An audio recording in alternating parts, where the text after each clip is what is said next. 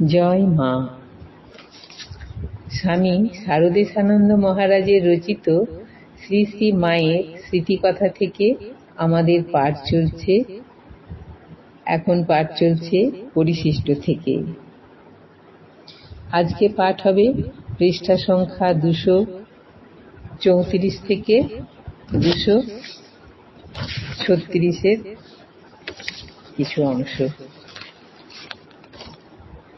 ইদানিং ঠাকুরের মহিমা প্রচারের সঙ্গে সঙ্গে ঠাকুর এবং মায়ের সহিত নিজেদের সম্পর্ক ও ঘনিষ্ঠতা দেখাইয়া নানা প্রকার গল্পগুজবের সৃষ্টি করা হইতেছে এবং সরল প্রাণ ভক্তদের নিকট উহা প্রচার করিয়া লোকে মতলব হাসিল করিতেছে, ইহা মা উত্তম রূপেই জানিতেন এবং ওই বিষয়ে তাহার সন্তানদিগকেও সাবধান করিয়া দিতেন।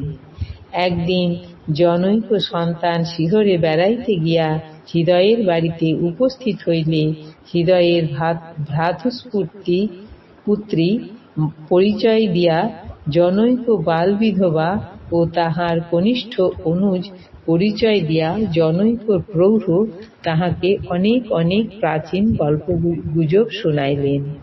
তিনি ফিরিয়া আসিয়া মায়ের নিকট ওই সকল বর্ণনা করিলে মা গম্ভীরভাবে বলিলেন, কি জানি বাবা, আজকাল তাঁর সম্বন্ধে কত লোকে কত কথা বলে, আগে এসব শুনিনি। সে বহুকাল পূর্বের কথা। ঠাকুর মার মহিমা দিন দিন অধিকতর প্রচারিত হইবার সঙ্গে সঙ্গে ওই জাতীয় প্রাচীন কাহিনী অনেক বাড়িয়া গিয়াছে। এখন কামারপুকুর জয়রামবাটি অঞ্চলে বহিরাগত ভক্তগণ অনেক অদ্ভুত অদ্ভুত ঘটনাবলী শ্রবণ করেন, যাহা 40-50 বৎসর পূর্বেও আমরা শুনি নাই। এই সকল গল্পগুজব প্রচার করা দোকানদারি ও অর্থ উপার্জনের নূতন ফিকির হইলে বড়ই দুঃখের বিষয়। ভগবানে বিশ্বাস, ভক্তি, ত্যাগ ও তপস্যার দিকেই দৃষ্টি রাখিয়া লোক ব্যবহার করিবার জন্য মা তাহার সন্তানগণকে শিক্ষা দিতেন।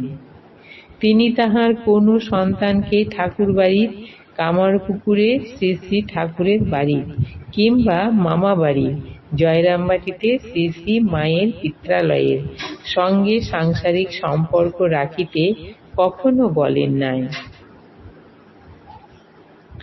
কখনো উৎসাহিত করেন নাই।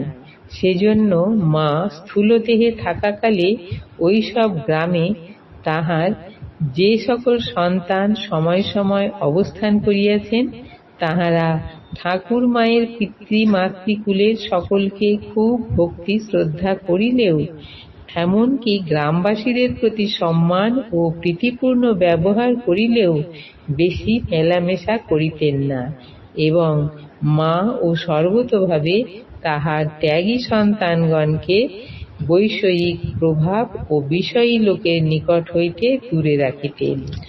ভগবৎ সম্পর্ক ব্যতীত অন্য সকল সম্পর্ক মা তাহার সন্তানগণের অন্তর হইতে মুছিয়া দিবার জন্য চেষ্টা করিয়াছেন।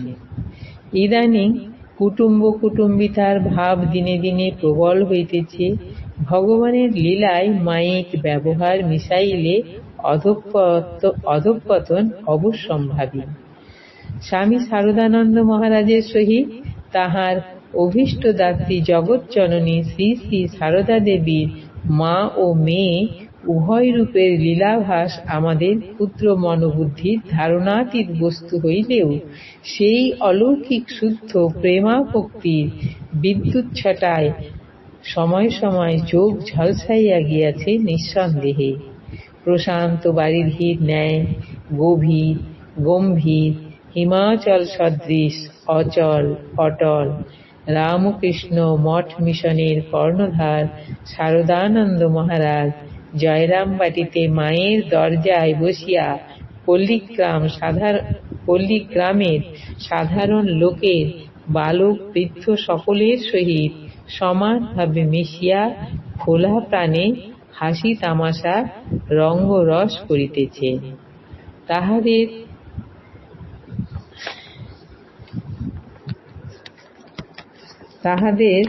দা কাটা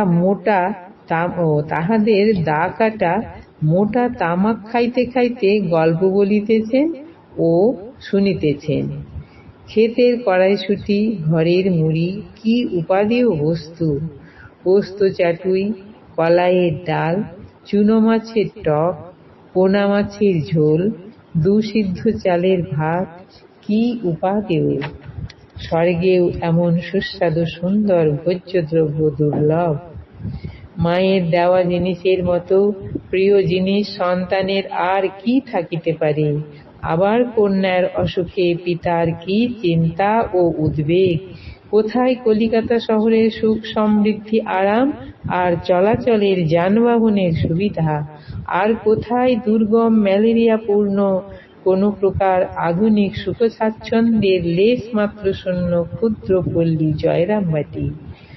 সর্বপ্রকার দুঃখ অকাতরে সহ্য করিয়া, দূর পথ অতিক্রম করিয়া স্নেহময় পিতা ছুটিয়া চলিয়াছেন প্রাণের দুলালী কন্যারত্নকে দেখিবার ও চিকিৎসা ঔষধ পথ্যাদির সুব্যবস্থার জন্য। রুগ্না কন্যার পার্শ্বে পিতা যখন দাঁড়াইলেন, তখন উভয়ের চক্ষুতে কি দৃষ্টি মাত্র তাহারাই বুঝিলেন।